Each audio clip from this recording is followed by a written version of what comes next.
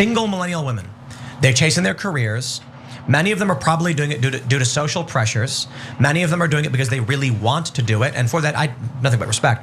Of the women who are not being honest with themselves and are more concerned about social pressures than what they truly would want, maybe a family, I don't think they'll admit it. They'll be 40 and they'll say, nope, life's great. I've never been happier. Young women will see it. They'll be 45. I love my life. I'm single and I'm living it up in the big city. They're gonna be 55. And they're gonna say, you know, well, it has its charm. They're gonna be 60 and they're gonna go to the young people and say, I've made a terrible mistake. Don't make the same mistake I did. Yep. But by that point, there's gonna be a generation or two that believed the lies. We're citing Jordan Peterson so often in this, but he was saying something that after 35, you better have a family because that's when things start to break down. That's what the conversation, were you here for that, right? Or no? No, I don't think so. Yeah. When what things start to break down? When you start to, you're gonna be lonely, you're gonna have no friends. Like if you don't start a family around 35, you're gonna be left out. This is colloquially called the wall. And I'm sure you've heard of it if you've been a denizen of the internet for any length of time. All women supposedly hit a wall when they're about 35. And if you don't have a family, you are gonna be lonely. And you're gonna have a problem. You're not gonna be able to find a good date. It doesn't matter how much money you make because that's not what men look for in a spouse. Why do you guys care? Like, let's assume for a second that you're right, which is a preposterous assumption. And women are happy in the beginning, but then they're not as happy later, etc. Like, what business is it of yours? Why are you interfering in their lives? Going, hey, Susan, don't do that. Don't do that. I'm gonna judge you. I'm judging you right now. You're gonna be miserable. Why do you care? They're constantly in other people's business, right? And then they ironically say, oh, the liberals are gonna make you drink Starbucks coffee every day. Because their idiot minds project and think, we wanna control every part of their lives, so they must wanna control every part of our lives. No. Tim Pool, Jordan Peterson, all of you idiots, you make insanely bad decisions all the time for yourself. I don't care.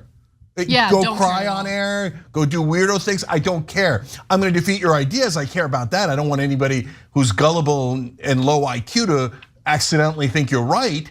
But in terms of what you do with your personal life, it's impossible for me to care less. You go to the RNC, and what do you typically see? The dudes are all tall, chiseled, rugged, you know.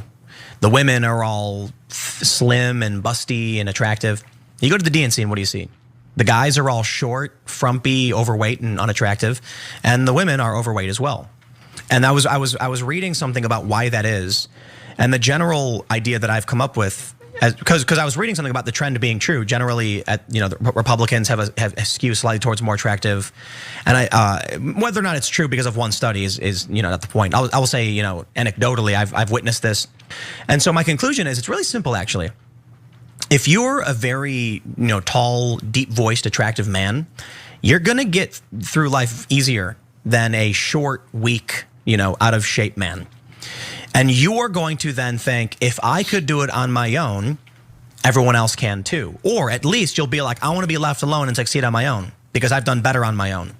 You take these other people who are unattractive and out of shape and they struggle, so they band together and form collectives and then vote for collectivism. Because life isn't easy, He says, I'm just basing it on anecdotal evidence, but he doesn't give us any of that anecdotal evidence. He says that people at the RNC are like chiseled and ripped. Chiseled centurions, just like the abs glistening, through their Brooks Brothers Oxford. Anna, you and I are both veterans of the RNC. You've had some run-ins with certain very overweight, sweaty, pig-looking right-wing hosts at the RNC. Would you describe that man as a chiseled, square-jawed, just muscly, veiny guy?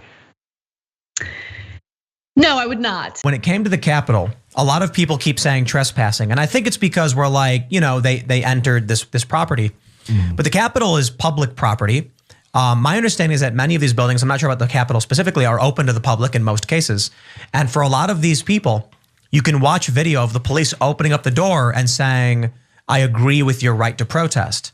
So these people who walked in and were looking around and like smiling and waving, they were not informed. They weren't allowed to be there. There were no signs. There's no warning. The first thing that has to happen is, excuse me, you are trespassing during an official proceeding. You need to leave. Oh, sorry about that. Bye-bye. But they didn't do that. So I'm wondering if this is even trespassing. But Tim, how do you make that argument with a straight face? Like, I get it. I get that this is your bread and butter. But like, how far are you willing to go to humiliate yourself for that money? Like, it's a genuine question. Like, it's embarrassing. Like, how? I get it, man. You want to get that paper, but are you not embarrassed? Do you not feel shame? You made that argument with a straight face. It's amazing. So they just walked in. How were they supposed to know? There was no sign. How were they supposed to? There was no sign.